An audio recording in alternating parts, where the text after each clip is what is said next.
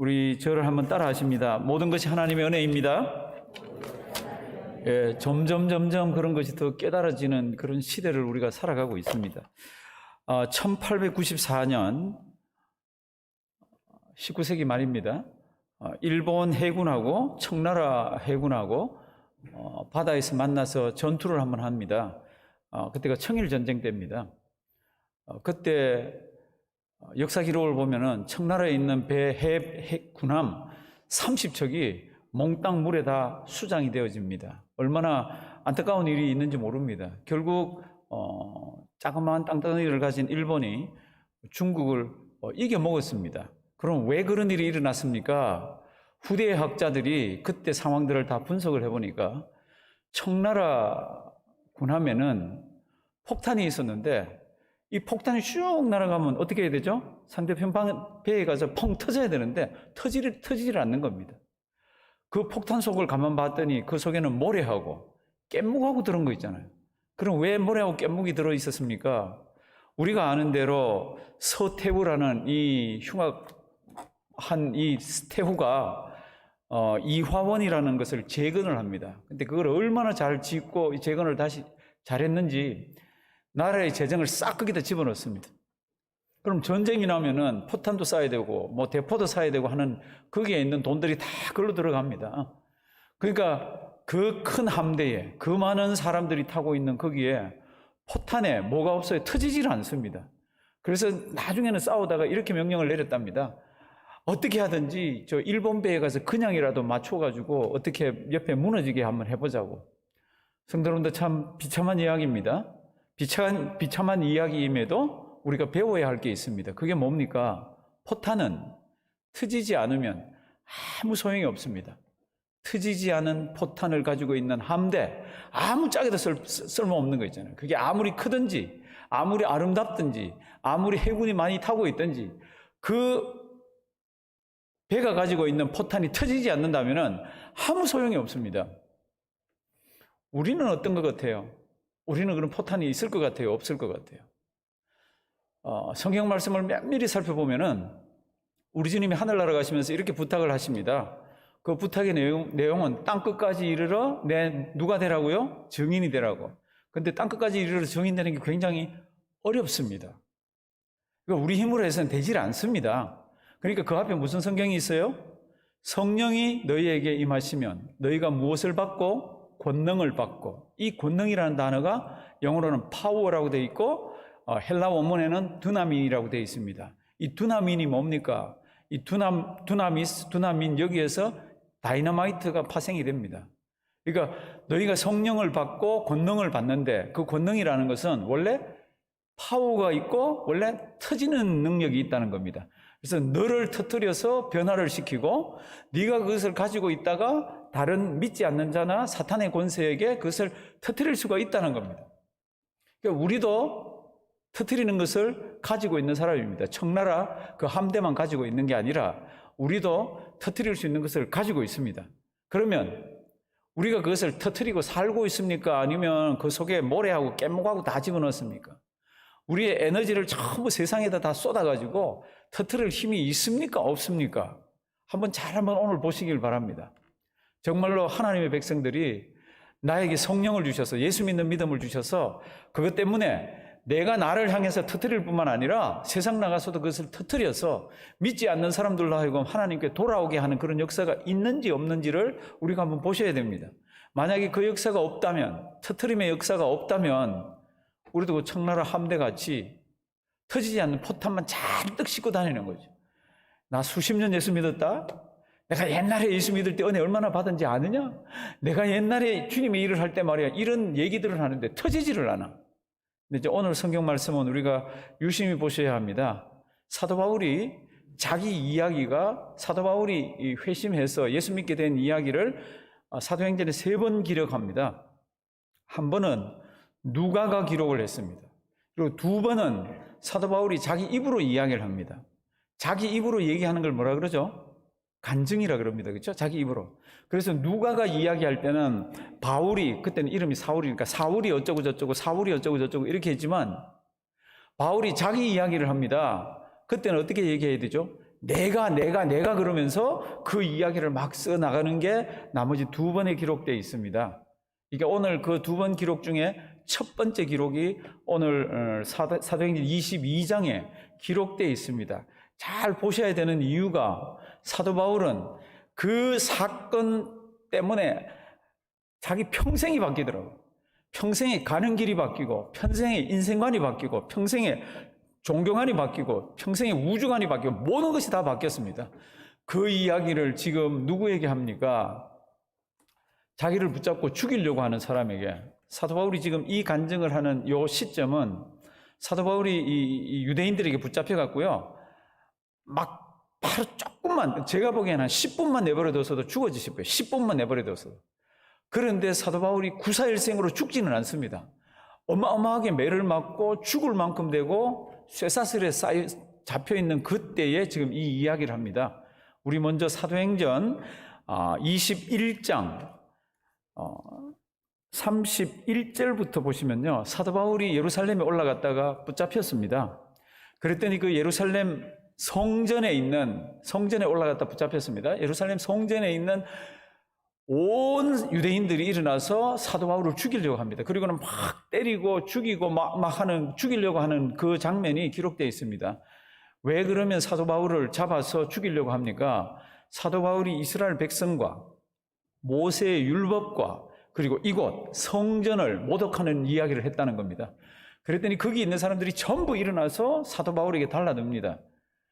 유대인들에게는 이런 특징이 있습니다. 누가 성전을 모독했다든지, 누가 모세의 법을 모독했다든지, 하나님을 모독했다든지 그럴 때 가만히 있으면 그거는 하나님을 잘 못 섬기는 사람으로 이렇게 되어 있습니다.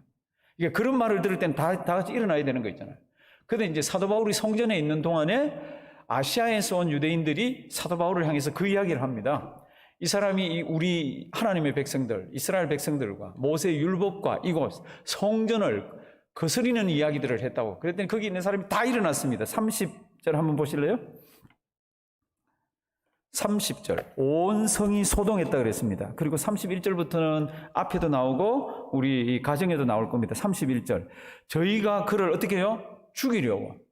그냥 뭐 재판하고 이런 거 없습니다. 그냥 거기에 있는 몇 명인지 모르지만 수천 명, 수백 명, 수많은 사람들이 들어붙어서 바울을 죽이려고 막 하고 있습니다. 근데 얼마나 소란스럽습니까? 그 소란한 소리가 어디에 들립니까? 로마 천부장의 귀에 들립니다. 31절. 저희가 그를 죽이려 할 때에 온 예루살렘에 소란하다는 소문이 군대의 누구에게요? 천부장에게 들립니다. 그렇게 천부장이 무슨 소동이 났나? 자기 관할이잖아요. 소동이 일어나면 자기가 문책을 당하잖아요. 그러니까 쫓아옵니다. 32. 저가 급히 군사들과 백부장 어떻게 해요? 이거 한 명은 아닙니다. 적어도 백부장 2명입니다. 백부장 2명이 오면 군인이 몇 명이에요? 200명입니다. 백부장 3명이 오면 몇 명이에요? 300명입니다. 이게 200명 이상 되는 로마 군인을 끌고 지금 왔습니다. 와서 보니까 유대인들이 한 사람을 때려서 지금 죽일 만큼 지금 하고 있는 거 있잖아요. 참 어마어마한 일이 지금 벌어지고 있습니다. 그래서 이제 32절에 백부장이 왔더니 이 사람들이 바울 치기를 그칩니다. 32절 뒷부분. 바울 치기를 그치는지라 이렇게 되어 있습니다. 그랬더니 백천부장이 두말하지 않습니다. 저놈을 묶어라. 그래서 두 쇠사슬로 바울을 묶었습니다. 이렇게 해서 묶었는데도 유대인들이 바울을 죽이려고요. 얼마나 악을 쓰고 외치는지 모릅니다. 그 다음 성경을 보시면 그래서 안 되겠다. 그래서 이 바울을 어디로 데려갑니까? 영문으로 자기들 영내로 데려갑니다. 그래서 영내로 가려고 그러면 계단을 올라가야 되는데 계단 제일 위에 올라올 때까지 유대인들이 막 죽이려고 막 그런 거 있잖아요. 제일 위에 좀 올라왔을 때 바울이 헬라말로 이제 이야기하는 것이 성경에 기록되어 있습니다. 37절 한번 보실래요? 제가 성경을 찾아달라고 그랬습니다. 21장 37절. 바울을 데리고 영문으로 들어가려고 할 때 그때에 바울이 천부장들어 이르되 내가 당신에게 말할 수 있느냐? 이렇게 하는데 이 말이 무슨 말입니까? 헬라 말입니다. 이 당시에 헬라 말을 쓸 수 있는 사람들은 로마가 지금 전 세계를 통치할 때잖아요. 헬라 말을 쓸 수 있는 사람들은 굉장히 인텔리입니다. 교육을 많이 받은 사람이고 그리고 아주 상류층이나 엘리트들입니다. 이게 바울이요 지금 뭐 다 맞아 죽을 정도가 됐는데 피를 뚝뚝뚝뚝 흘리면서 헬라 말을 합니다. 이게 천부장이 깜짝 놀랍니다. 아니 네가 어떻게 헬라말을 아느냐? 이제 그 얘기가 그다음부터 이렇게 돼 있죠. 그러면 내가 옛날에 유대인들을 확 모아가지고 반란을 일으키고 자객들을 풀어놓았던 그 애굽 사람이냐? 애굽에는 헬라말을 하는 사람이 많습니다. 그래서 사도 바울은 애굽 사람도 아니고 자객도 아니잖아요. 그러니까 나는 길리기아 다소성 큰 데서 나는 태어나서 그때부터 나는 헬라말을 안다고. 이제 그렇게 하니까 40절, 39절, 40절 여기에 있는 사람들에게 말하는 것을 허락을 합니다. 그래서 이제 그 난간 높은 데서 이제 유대인들은 사도 바울을 죽이려고 막 난리를 치잖아요. 근데 이 높은 곳에서 히브리 방언으로, 성경을 보면 히브리 방언으로 이야기하기를 시작합니다. 40절, 천부장이 허락하거늘 바울이 청대 위에 서서 백성에게 손짓하여 크게 종용이 한 후에 무엇으로요? 히브리 방언으로. 히브리 방언을 하면은 로마 사람 못 알아듣습니다. 그리고 거기에 있는 히브리인들은 다 알아듣습니다. 히브리인들에게 알아듣는 언어로서 지금부터 이야기하는 게 뭡니까?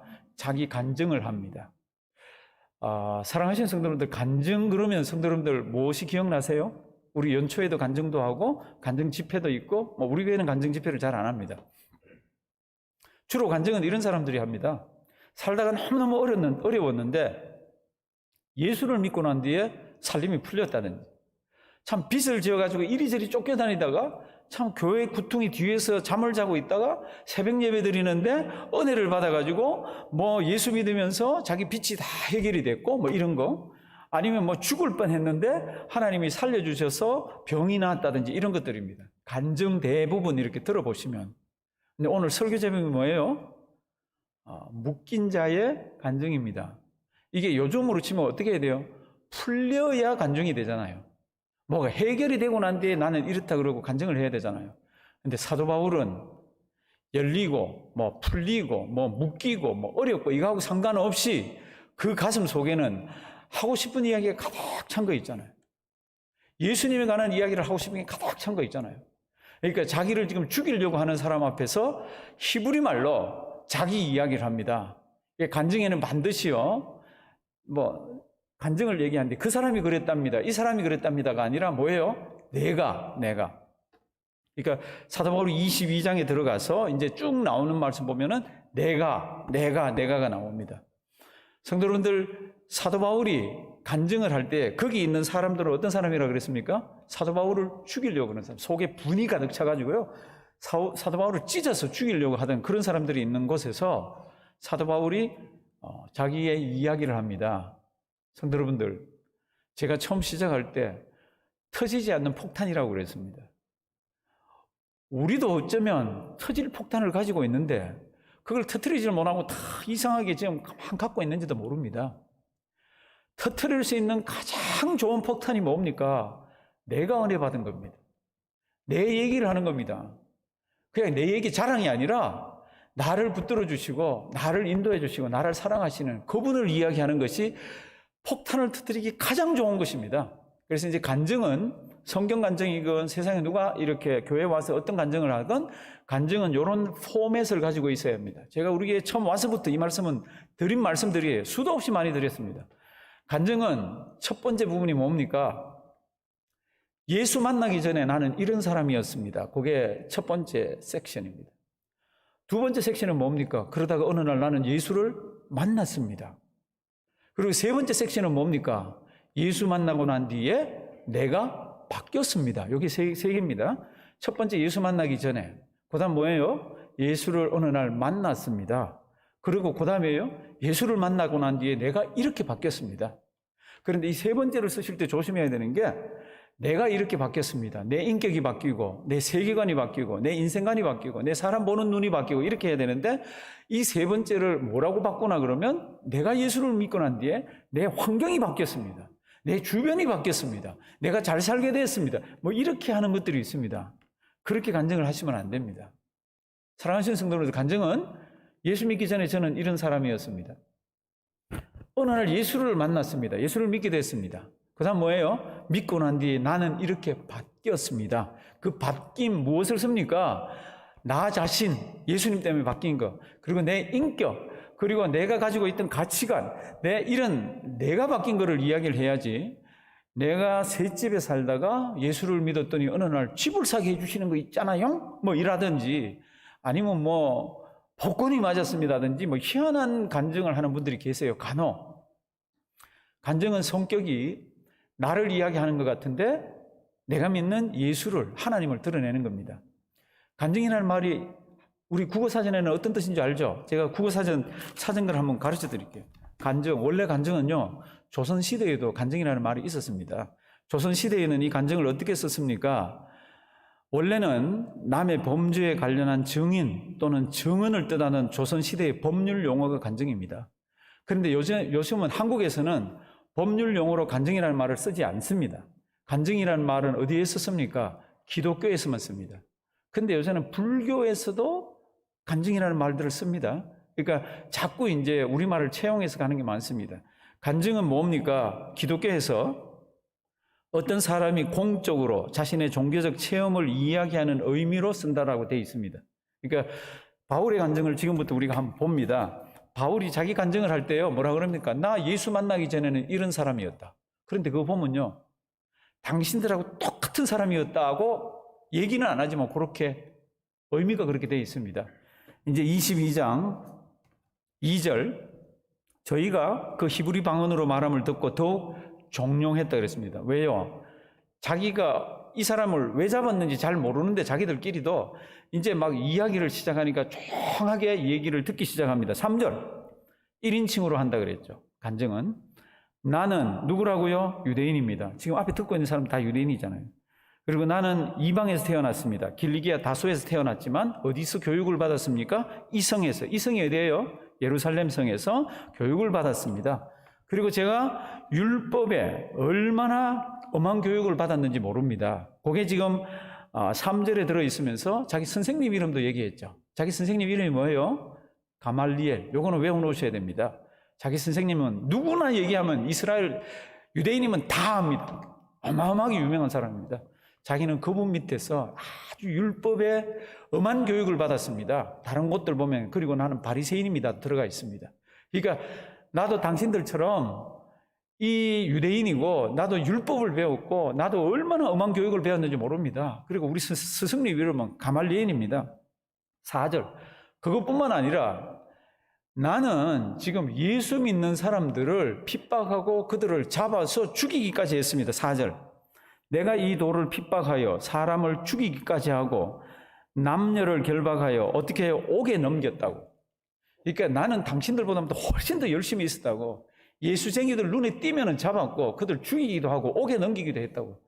그게 예수 믿는 사람들 보면 얼마나 분에 넘쳤던지. 이번에는 내가 다메섹으로 가는 편지를, 공문을 받았는데 그 다메섹에 가는 편지는 누구에게 보내나 그러면 사도행전 9장을 보면은 다메섹에 있는 회당에 보낸다 그랬고 오늘 여기를 보면은 다메섹에 있는 형제들에게. 그러니까 예루살렘에 있는 이 유대인 지도자들이 다메섹에 있는, 다메섹은 한 240km 정도 떨어져 있어요. 어마어마하게 먼 데입니다. 거기 떨어져 있는 형제들에게 편지를 보냅니다. 사울이라는 청년이 편지를 가져갈 것이요. 그러면 협력해서 거기서 예수 믿는 사람들을 다 몽땅 잡아서 다 예루살렘으로 보내주시오. 협력해 주시오. 이 편지예요. 그러니까 지금 이제 5절 보시면은 내가 사람들도 잡았고 사람들도 죽이고 하는데 대제사장과 장로들이 뭐라 그랬습니까? 증인이라고. 5절, 이에 대제사장과 모든 장로들이 내 증인이라. 한 20년 전에 이 일을 저질렀잖아요. 그리고 내가 저희에게 다메섹 형제들에게 가는 공문을 받아가지고 거기 있는 자들도 결박하여 예루살렘으로 끌어다가 형벌받게 하려고 다메섹으로 가고 있었습니다. 지금 자기 얘기하고 있습니다. 그런데 다메섹에 가까이 왔을 때 오정 정오쯤 됐을 때 하늘에서 빛이 쫙 내려오는데 다른 성경을 보면은 햇빛보다도 밝은 빛이 나를 비추면서 나는 땅에 고꾸라졌습니다.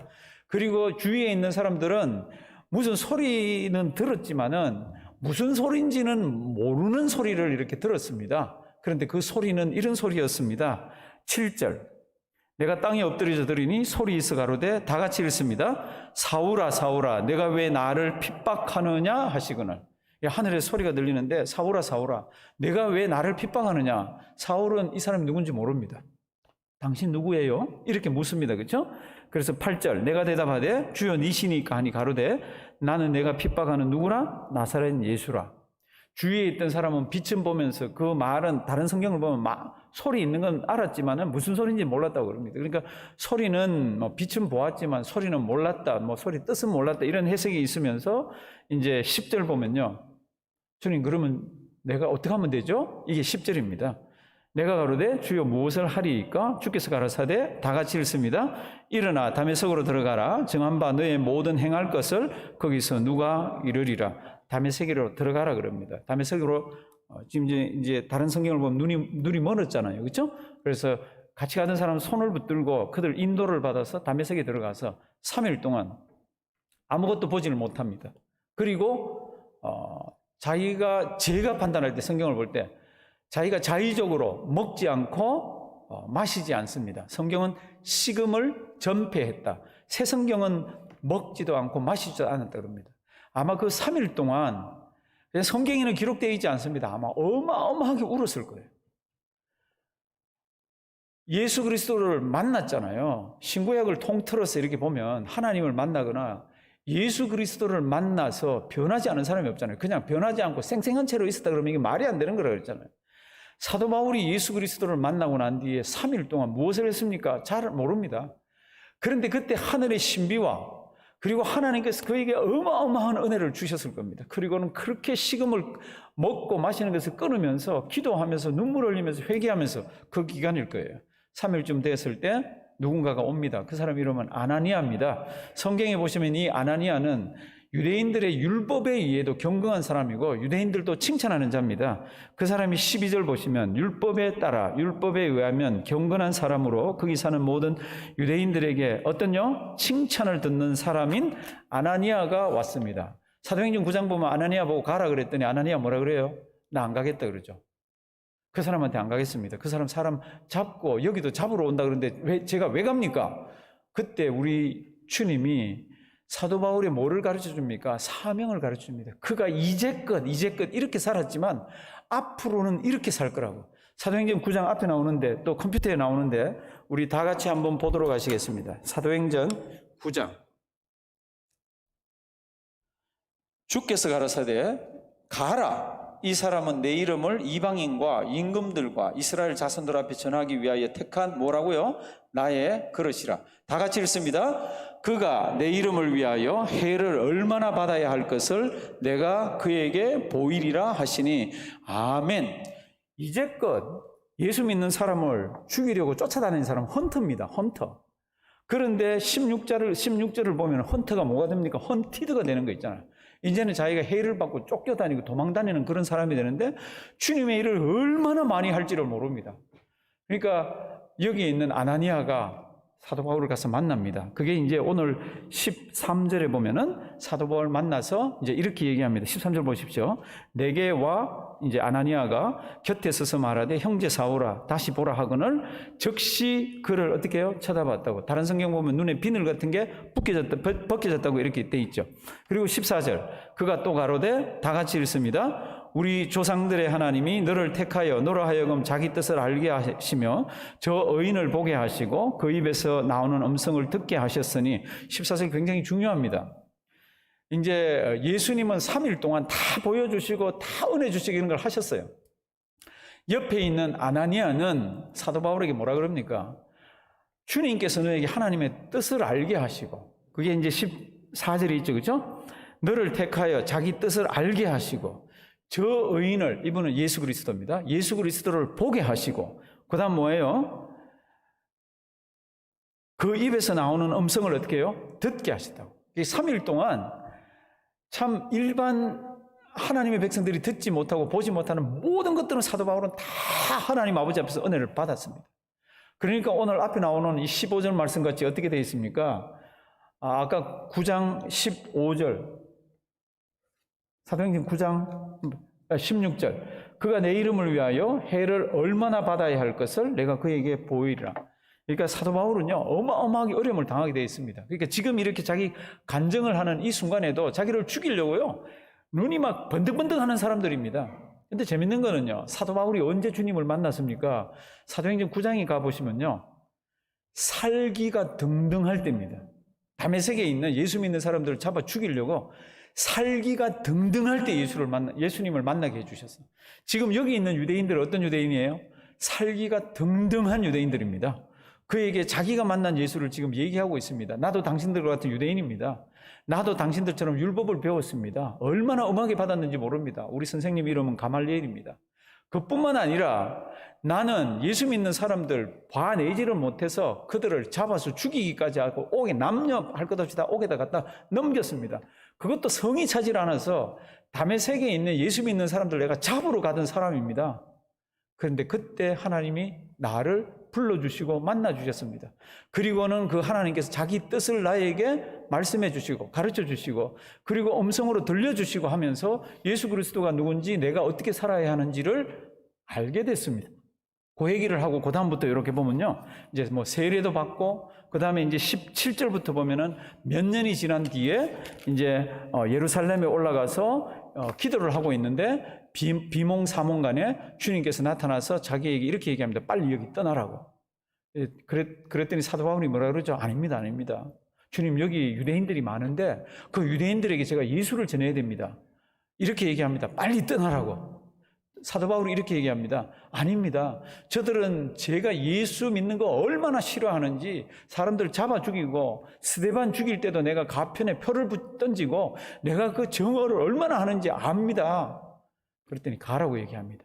듣지 않을 거라고 얘기합니다. 그리고 너는 이방인에게로 가서 전도하라고 얘기합니다. 이거를 이제 뒷부분 이렇게 했더니 유대인들이요, 막 옷을 벗어 던지고 티끌을 날리면서 이 바울 죽이자고 얘기합니다. 이게 오늘 성경 말씀 끝이에요. 성도 여러분들, 사도 바울이 한 이 간증, 회심, 이 사건은요, 우리 교회 역사가 흘러가는 데 있어서만 중요한 게 아니라 교회사, 우리 인류 역사, 일반 역사에도 어마어마하게 중요한 사건입니다. 이 사도 바울이 이 사건을 통해서 유럽이라는 데가 예수를 믿게 되고 유럽이 개화되잖아요. 사랑하신 성도 여러분들, 이건 2000년 전에 끝난 이야기입니다. 이제 우리에게로 돌아와 봅니다. 사도 바울은 속에 터뜨릴 게 너무 많아요. 예수 심장을 가지고 자기는 빌립보 교인들에게도 나에게 있는 이 예수 심장 이야기하는 이런 거 보면요, 막 뜨거워서 얘기하고 싶어서 하는 게 너무너무 많습니다. 그거 2000년 전에 접어놓고 우리는 어때요? 터뜨릴 게 있어요, 없어요? 터뜨리고 있어요, 없어요? 그냥 가만 가지고 계세요, 어떠세요? 아까 간증이라고 그랬습니다. 간증은 제가 전에도 부탁을 드렸습니다. 자기 간증을 하나씩은 한번 써놔 보십시오. 그리고 준비해 주십시오. 그게 어느 날 폭탄처럼 터질 날이 있을 것입니다. 그게 예수를 전하는 좋은 도구가 될 날이 있을 겁니다. 그랬습니다. 그러면 이제 목사님 간증 어떻게 쓰죠? 지금 이제 나왔잖아요. 간증 어떻게 쓰죠? 예수 믿기 전에 저는 이런 사람이었습니다.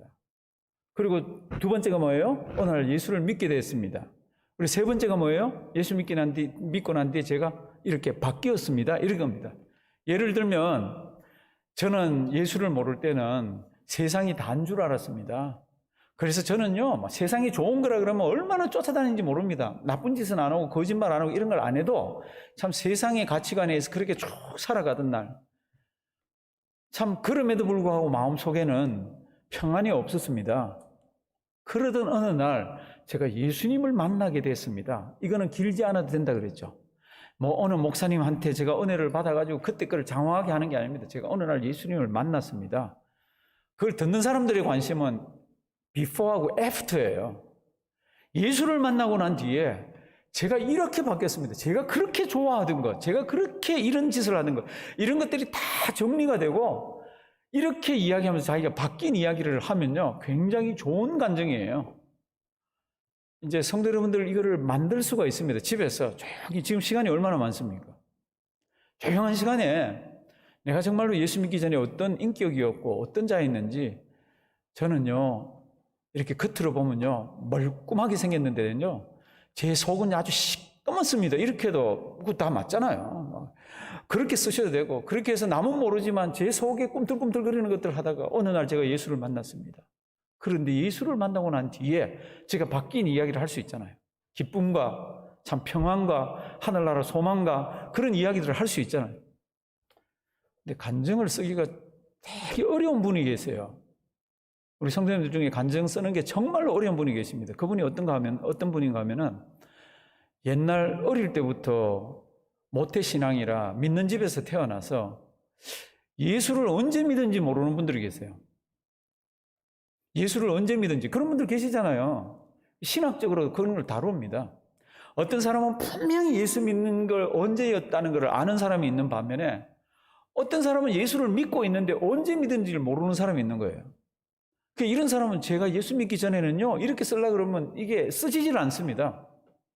그런 분들은 대체로 이렇게 쓰시면 됩니다. 무슨 큰 사건을 염두에 두고 아니면 자기가 겪었던 참 인간으로서는 참 힘든 그런 것들을 이렇게 염두에 두고 예수 믿는 것이 얼마나 힘이 되는지 모릅니다.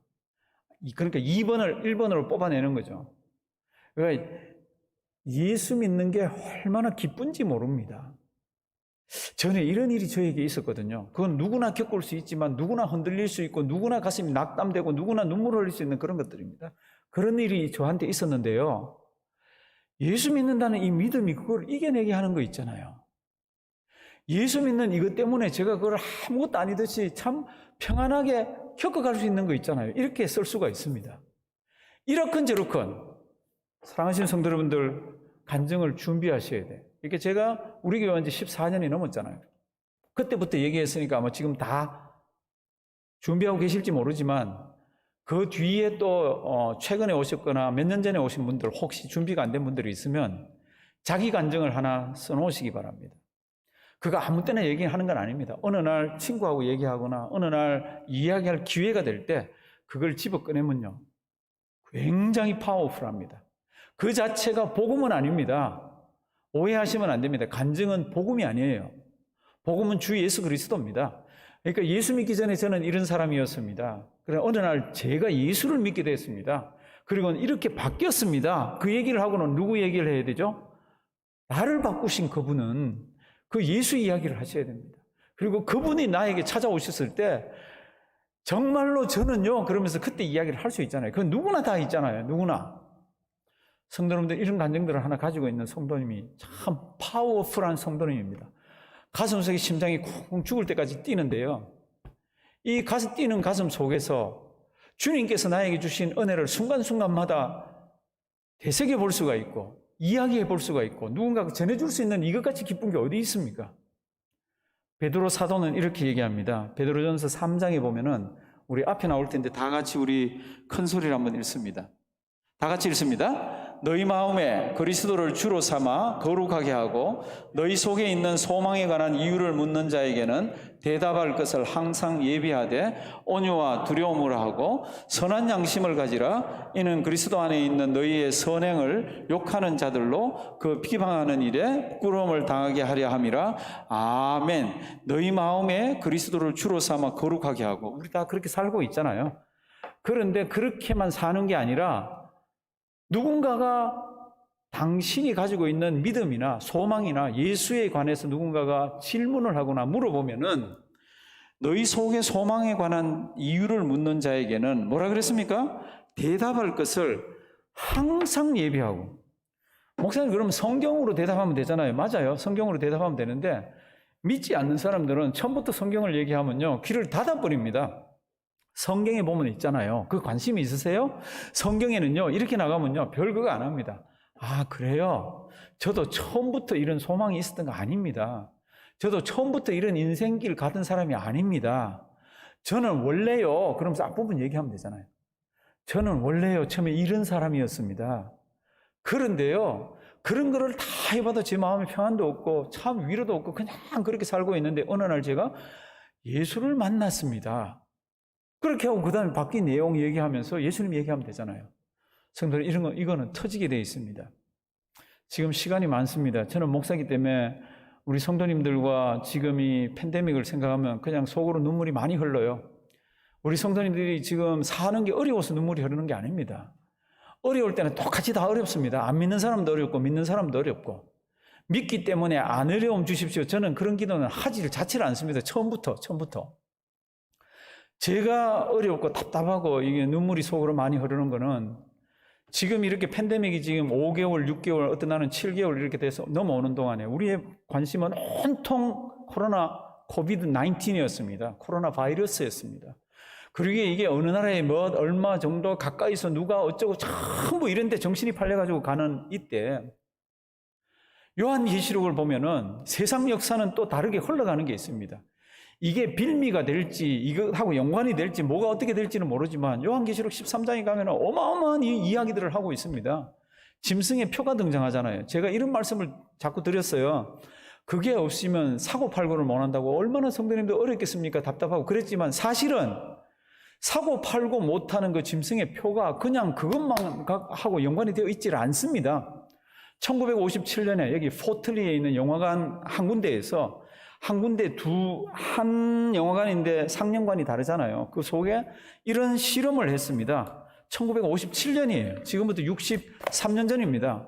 무슨 실험을 했나 하면은 영화가 진행되는 동안에 다 하는 얘기예요. 광고를 집어넣습니다. 어떻게 집어넣습니까? 그때 특수한 기법을 통해 가지고 3000분의 1초 타닥타닥 눈에는 인식도 못합니다. 안 보이는 건 둘째치고 인식도 못하는 3000분의 1초짜리 광고를 몇 번을 이렇게 내보냅니다. 한 상영관에는 내보내고 한 상영관에는 내보내지 않습니다. 그러면 그거 내보낸 아무 눈에 보이지도 않고 인식도 되지 않는 게 영향을 미치나 안 미치나를 1957년에 실험을 합니다. 그러면 눈에 보이지 않는 그 나가는 그 문구가 뭡니까? Drink Coca-Cola 또는 Hungry Eat Popcorn 이 두 개예요. 코카콜라 마시세요. 배가 고프세요? 팝콘 드세요. 요거를요 눈에 보이지도 않아요. 한 영화관에는 3000분의 1초로 해서 눈에 보이지도 않고 인식도 안 되게 해서 내보내고 한 군데는 그냥 했습니다. 어떨 것 같아요?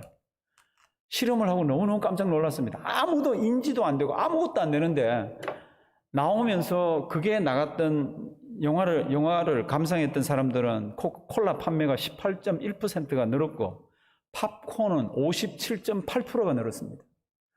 이게 1957년 이야기예요. 사람이 깨닫지도 못하고 아무것도 못하는데 벌써 어떻게 해요? 사람이 나와서 자기도 모르게 콜라를 사고 있는 거 있잖아요. 팝콘을 사고 있는 거 있잖아요. 누가 뭐 뒤에서 조정하고 이건 뭐 둘째치고 마지막 시대의 짐승의 수라는 것이 등장하면은 사고 팔고에만 영향을 미치는 게 아닙니다. 제가 판단할 때는 사고 팔고뿐만 아니라 그걸 여기에 받건 그게 뭐 어디 들어가건 생체 칩이건 뭐건 간에 그게 우리의 생각과 우리의 뇌와 우리의 종교적인 모든 것까지도 다 간섭하고 이상하게 작용하는 것으로 작동이 될 겁니다. 그런 것들을 지금 손대고 있잖아요. 지금 무시무시한 세상을 지금 이렇게 살아가고 있는데 우리는 그냥 먹고 사는 거에 그냥 코앞에 있는 것들만 가지고 막 고민을 합니다.